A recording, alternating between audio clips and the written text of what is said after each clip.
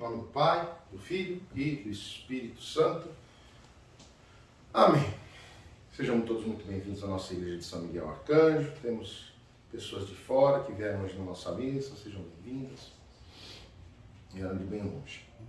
Bom, amados, hoje, primeiro domingo da Quaresma Ortodoxa, verdadeiramente dita. Estamos, a partir de hoje, no jejum, rigoroso.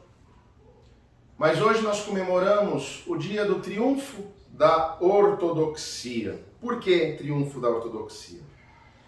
No início dos tempos, nós estamos falando lá 300, 400, 500, 600, antes do fim do primeiro milênio, nós tivemos um grande problema em relação aos ícones. Porque existiu uma parte da igreja, alguns padres da igreja, que dizia que nós estávamos sendo idólatras, como acontecia na questão do Velho Testamento. Isso gerou uma polêmica muito grande, isso gerou morte, isso gerou situações muito desagradáveis naquela época, se não me engano, no ano de 830 e pouco, né? Acho que no quarto concílio, uma coisa assim. Bom, tirando as questões históricas, queria dar uma explicação ortodoxa a respeito dos ícones, para que se entenda. Primeiramente, o primeiro ícone que existiu foi o do suor de Nosso Senhor. Não é o Santo Sudário, não. Que hoje, inclusive, eles acreditam, pelos estudos, que realmente aquele pano cobriu o corpo do Cristo verdadeiramente. Bom, mas isso é uma outra história. Acontece que numa das passagens bíblicas, o Cristo não podia ter lugar e ele simplesmente, num pedaço de pano, limpou o rosto, secou e ali marcou o rosto. E foi enviado para curar o filho ou a filha de um rei. Muito bem. Hoje esse pedaço de pano existe até hoje. E, se eu não me engano, ele está em Kiev. Se eu não me engano. Eu precisaria ver no livro corretamente onde está hoje. Mas enfim, esse foi o primeiro ícone. E está escrito na Bíblia, no Velho Testamento, o seguinte: nós não devemos fazer imagem daquilo que a gente não vê. Então, por exemplo, isso sim é um erro iconógrafo da Igreja Ortodoxa mais antiga. Eu digo mais antiga assim, depois do primeiro milênio.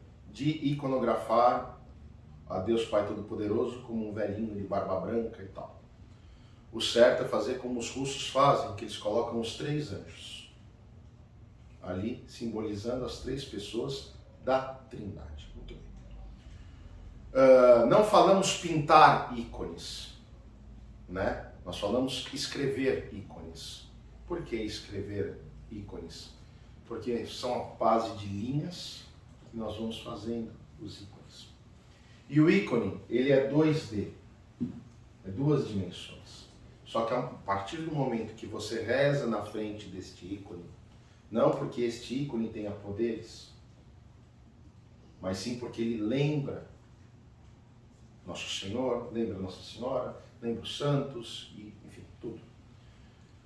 Com a nossa fé, ele se torna 3D. Por que 3D? Porque a graça de Deus usa este objeto abençoado para se comunicar conosco. Muito bem. Nós temos inúmeros relatos, casos, inclusive eu tenho na minha família, de uma Nossa Senhora que se chama Portaitsa, que fica na Grécia, no monastério russo, em que ela verte um óleo. Ela já esteve aqui no Brasil, inclusive uma cópia dela que vertia óleo. E foi que salvou minha mãe do câncer. Aí vocês vão dizer, então você acha que aquilo deu salvação para sua mãe? Não. O único que salva, o único que nos dá a possibilidade da vida eterna é Jesus Cristo. Na teologia, cada ente da Trindade tem as suas atribuições, apesar de ser 3 em uma só divindade. Um único Deus, um só Deus, a gente leu, um só é santo. Então, o que acontece? Nós lemos no Credo, e também em outras orações, que o Espírito Santo dá vida para nós. Cristo se fez carne para conversar conosco. E Deus Pai Todo-Poderoso criou tudo. E nós que somos a sua criação mais perfeita. E todos são um só. Então, o que acontece com isso? Deus, eu vou dar um exemplo do Velho Testamento. Não sei se vocês já viram uma história chamada a história da mula de Balaão. Deus usou aquela mula para falar com Balaão, através do anjo, porque estava tudo errado.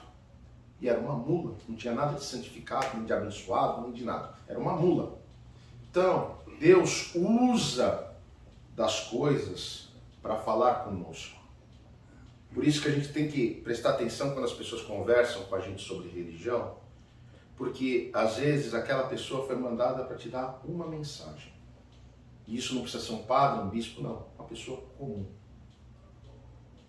Já fui usado e também Deus já falou comigo através de outras pessoas. Então, amados, os ícones são importantes, primeiro, porque são as nossas lembranças, são a nossa tradição ortodoxa, né?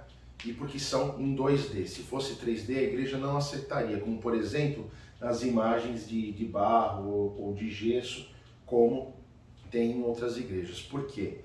Porque na nossa doutrina, a nossa oração faz o quadro ser um canal de conversa com Deus, né? Então nós cremos desta forma. Bom, e por isso então que nós comemoramos hoje, no primeiro domingo da Quaresma, o triunfo da ortodoxia, porque depois disso a ortodoxia é como vocês veem hoje, com o iconostácio, tudo direitinho, com os ícones, tudo como a igreja é. Foi uma grande vitória. Muito bem. Vamos à epístola e ao evangelho. Vocês veem que uma é continuação da outra e fala de algo interessante. Por que interessante?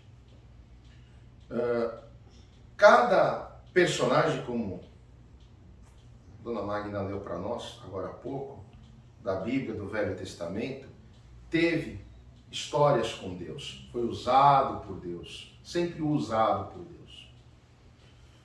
Moisés libertou o seu povo do Egito, Isaías, que predisse a maioria das coisas que o Cristo ia fazer, ou seja, Deus foi montando o quebra-cabeça do mundo, vamos dizer assim, foi encaixando. Então, cada personagem do Antigo Testamento foi encaixando para que no final desse quebra-cabeça viesse o rosto do Cristo. Então, amados, hoje nós temos o Espírito Santo, o Consolador, que Ele nos deixou no Pentecostes, e nós hoje também fazemos parte deste quebra-cabeça. Só que de uma forma diferente, porque hoje nós conhecemos a figura final. Agora, o que eu ia dizer para vocês? Nós temos que pensar que a partir do momento que nós sabemos essa figura final e nós fazemos parte desse quebra-cabeça, nós temos que estar na posição certa para poder tudo se unir bonitinho. E isso por que eu estou falando? Porque no Evangelho, de semanas atrás, fala isso. Você vai querer ficar da direita ou da esquerda? A escolha é sua. Então, amados, cada um de nós tem o seu motivo de existir. Cada um de nós tem o seu porquê de estar aqui, de viver, de ter seus filhos, de ter a sua vida e tudo mais. E com isso, existe uma sociedade em que nós vamos crescendo, nós vamos evoluindo.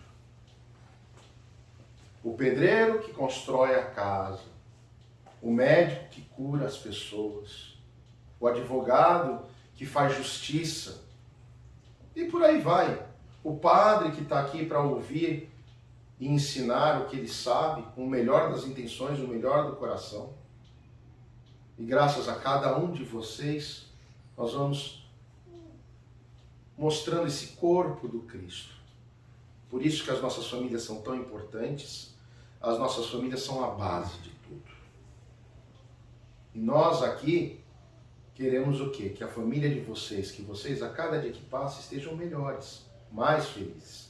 Mas para isso nós temos que observar a Sagrada Escritura, para nós andarmos neste caminho de salvação, nesse caminho de prosperidade, nesse caminho de boa saúde, nesse caminho de bênçãos.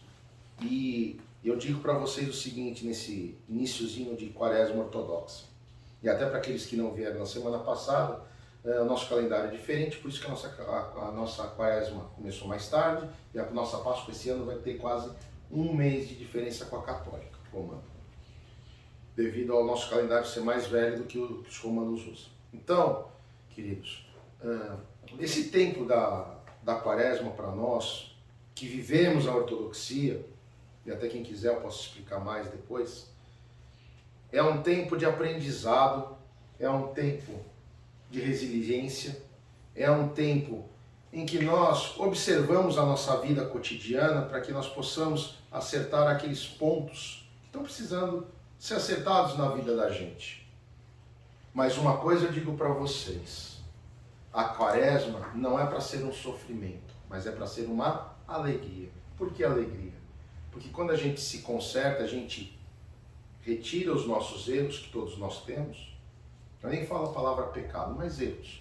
O que acontece? Nós vivemos mais felizes, nós vivemos melhor. A nossa vida flui, né? E se nós temos o Cristo dentro de nós, através do Espírito Santo, que faz morada, nós somos casa do Espírito Santo, Ele está aqui, nós temos que fluir cada vez mais, e ser mais felizes, mais alegres e também mais gratos a Deus. Que nós temos casa, nós temos saúde, nós temos o afeto da família, nós temos um trabalho, pode não ser o melhor dos trabalhos, mas não falta nada na nossa mesa. Então nós temos que ser gratos, agradecer ao Senhor por mais um dia, agradecer pelo presente que é o hoje. Então, neste Evangelho de hoje, é o que ele quer dizer. Cada um teve que passar pelas coisas que teve que passar, todas pela fé. Mas se nós estamos firmes com Jesus Cristo, firmes na fé, nós iremos passar por todas as adversidades. E eu falo como sacerdote, se eu tiver que morrer pela minha batina, eu morro. Porque eu sei que a minha salvação está resolvida. Porque eu sirvo verdadeiramente, não é para ser bonitinho, mas é porque eu creio no fundo do meu coração no que eu faço. Porque eu sei que é a verdade, Ele já me mostrou várias vezes que Ele é o Senhor e Ele é o Senhor da minha vida. E por que eu falo isso? Só vou contar uma única coisa antes de terminar. Antes dessa igreja aqui existir, estava logo no iniciozinho da pandemia, não existia vacina, acho que tinha uns 3 meses de pandemia. E eu na minha casa eu tinha 2 metros quadrados, onde eu fiz a minha pequena, nem capela, oratório, né? Muito bem. Naquele dia eu fiz a missa, era dia das mães, inclusive, né? E o que acontece? Fiz tudo direitinho. E a minha mãe fez uma macarronada, e eu sentei depois na televisão para comer. E estava passando na televisão, eu, a patroa e as crianças, todo mundo aqui já deve ter visto alguma vez, e estava muito engraçado. E eu engasguei. Eu engasguei, o ar travou aqui, porque não sei se foi a saliva, enfim. E eu saí desse mundo. Como assim, bispo, você saiu desse mundo? Eu apaguei. Segundo a minha mãe, eu fiquei mais de 1 minuto e pouco sem até respirar. Eu parecia um boneco. Comida que estava no meu colo foi parar no chão e pronto, acabou. E tudo ficou preto. Escuro, não via mais nada. De repente, eu me vi num lugar com a roupa que eu tinha acabado de celebrar, mas era uma igreja gigantesca, uma catedral. Essa catedral ainda estava em construção, ainda não tinha os ícones, o altar não tinha nada em cima, era tudo de mármore, tudo branco. Um canto muito lindo atrás, mas não dava para compreender que língua era aquela. E eu estava parado, vou me virar para vocês entenderem, na frente da porta régia, ali estava o altar, aqui tinha os degraus, e eu me vi rezando naquela oportunidade, o Pai Nosso em grego, e eu rezava e olhava, o que Deus quer de mim? Né? Eu não entendi o que tinha acontecido de eu ter apagado em casa e ter ido para aquele lugar. Então, né? E pronto. E era muito lindo, tudo maravilhoso. Naquele momento eu esqueci tudo que tinha acontecido, eu só estava focado naquilo. Daqui a pouco eu termino, porque tem o reino, o poder, a glória, Pai, Filho e Espírito Santo, agora e sempre pelos séculos dos séculos. Amém. Ficou tudo preto e eu acordei. Acordei com a minha mãe me estapeando, gritando, chorando, desesperado. Né? Eu recuperei o fôlego, eu voltei. Então, amados, Deus mostrou o quê? Que eu tinha um caminho a construir com isso. Mas Ele também mostrou o seguinte, quem manda na sua vida sou eu, o Deus. Então, eu vi isso, eu vivi isso. Né? Então, entenda uma coisa. Se você caminha com Deus, você tem parte com o Cristo, com a Santíssima Trindade, tenha certeza, Ele está na direção da sua vida. Você é esse bastão e essa é a mão de Deus. Ele está assim, olha, na tua cabeça, te protegendo, te levando. Então, não se preocupe com nada, como diz lá no Salmo 37, entrega o teu caminho ao Senhor e Ele tudo fará. Fará resplandecer a sua justiça como o sol do meio-dia. Então, amados, quando a gente entrega a nossa vida de verdade ao Cristo, a esse Cristo maravilhoso, nada mais é um problema, tudo são obstáculos que Ele, de mão dada conosco, nós iremos pular, nós iremos conseguir, nós seremos vitoriosos. Então, hoje, dia do triunfo da ortodoxia, hoje é dia do triunfo de cada um que está aqui. Sabe por quê? Vocês poderiam estar em qualquer lugar, mas estão aqui. Então, parabéns para vocês, porque vocês hoje, vocês triunfaram junto com o Cristo, o Deus vivo, o Senhor dos Senhores, o Rei dos Exércitos. Tá bom? Um santo e abençoado domingo a todos. Que seja uma semana muito próspera, muito feliz, muito alegre, com todas as bênçãos nas vossas casas, com as vossas famílias, com muita paz, com muita fartura, e que nós possamos estar sempre juntos e que nós, na nossa simplicidade aqui, eu e o Padre Nicolau, que é o pároco da igreja, por favor, Padre, aparece aqui. Ele é o pároco, quando eu não estou, ele está, né? Ainda ontem ele ajeitou toda a igreja para receber vocês, que para nós são o Cristo. Obrigado, Padre. Então, amados, sejam sempre muito bem-vindos. Somos pequenos, somos simples, mas a gente ama receber vocês e fazer o nosso melhor por vocês. Tá bom? Deus então abençoe a todos. E agora vamos tomar a divina e santa comunhão, o corpo místico do Cristo. Tá bom? Vamos lá. Com temor a Deus, com fé e amor, aproximai-vos. Recebei o corpo de Cristo e cantei tua glória imortal. Recebei o corpo de Cristo. Podem vir, faz favor. Pode vir. Vamos lá. Amém. Recebe o corpo e sangue do nosso Senhor Jesus Cristo para a salvação do sua alma e para a vida eterna. Amém.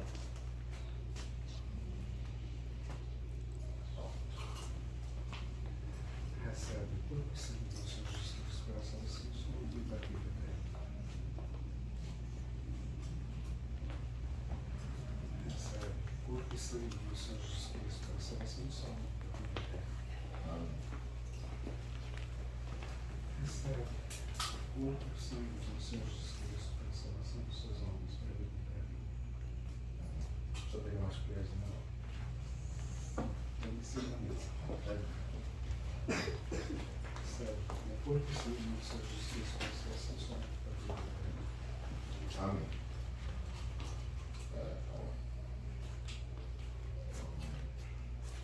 Recebe o corpo e sangue do nosso Senhor Jesus Cristo para a salvação de sua alma para a vida eterna.